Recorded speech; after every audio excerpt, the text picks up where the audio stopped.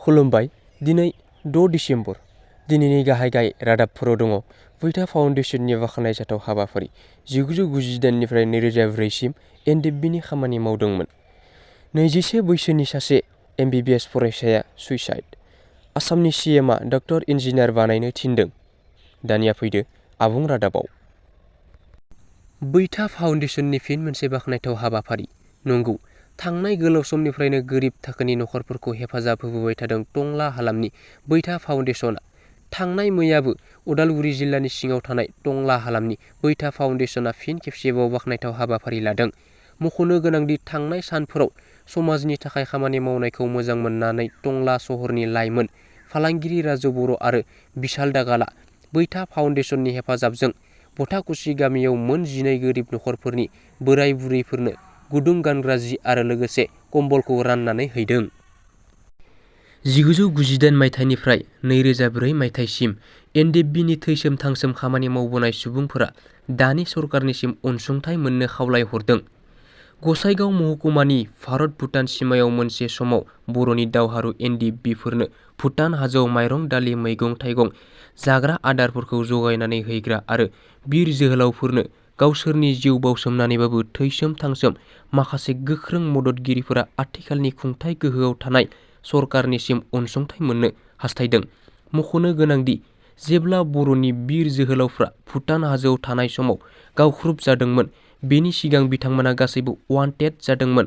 जाहोनाव आर्मिफोरजों खायसेया न' सावजादों, सोरबा न'आवनो बमा होजादों, सोरबाया गार' हिल्स मेघालय बेंगल खारनानै थाहैनो गोनां जादोंमोन होननानै खौरांगिरिनि गेजेरजों बिथांमोना दुखुयै फोरमायथिहरदों। सुइसाइड।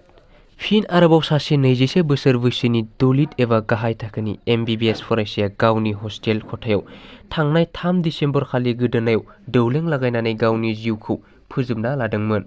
मिथिनो मोननाय बादिब्ला फरायसानि मुङा शैलेन्द्र कुमार आरो बियो फार्स्ट इयाराव फरायफुनाय फरायसामोन। नखरनि सुबुङा फोरमायथिनाय बादिब्ला दलित एबा गाहाय थाखोनि सुबुं जानायनि जाहोनाव कलेज एडमिनिस्ट्रेसनानो बिखौ जेरा होयोमोन। गोरायुं डॉ संगीता अनिजा जों लोगोसे एग्जाम कन्ट्रलार गौरब सिंह, हस्टेल वार्डेन मुनीश खान्ना आरो नौसार हुसैन, कम्पिउटार अपारेटर आयुष जैननि हेंथायै आइपिसि सेक्सन 306 आरो SC/ST एक्टनि 3 आयेननि गेजेरजों फरायसानि बिफाया थानायाव एफआइआर होदों।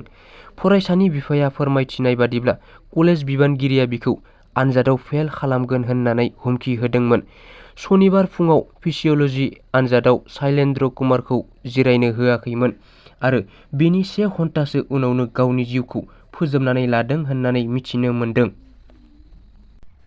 बद्रुद्दिन आजमलआ बुंथिनाय, आसामाव 2-3नि बारा गथ' जोनोम होनो हानाय आयेन बानायनांगौ।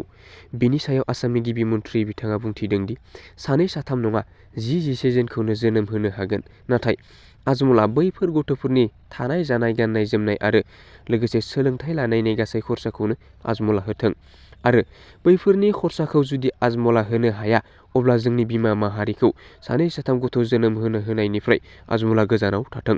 बेनि अनगायैबो डॉ हिमन्त बिश्व शर्मा बिथाङा गासै मुसलमान बिमा माहारिखौ खावलायदों, गथ' जोनोम हो, नाथाय आलाय-सिलाय लेखा रोङै खालामनो नङा। बेनिखायनो गथ'खौ जोनोम हो जेब्ला डक्टर इन्जिनियार खालामनो हागोन। बेनि अनगायैबो बिथाङा बुंथिबावोदि गुबुन लिडारफ्रा भट मोननो थाखाय 4-5 गथ' जोनोम होनो थिनो, नाथाय नांगौब्ला आंनो भटखौनो नाङा। नोंथांमोना गावनि गथ' गथायखौ डक्टर, इन्जिनियार, मास्टार बायदि बानाय, जाहाथे मुसलमान समाजनि मानसिफोरा बे आजमल बायदि सुबुंनिफ्राय रैखा मोनो आरो सोलोंथाइ रोंगौथिनि गेजेरजों गोदान जुगावसिम सौहैनो हायो होननानै गिबि मन्थ्रि बिथाङा खौरांनि गेजेरजों बुंथिदों। भिडिअखौ मोजां मोनदोंब्ला लाइक, कमेन्ट, शेयार आरो लोगोसे चेनेलखौ साबस्क्राइब खालामनो दाबाव। गोजोन्थों।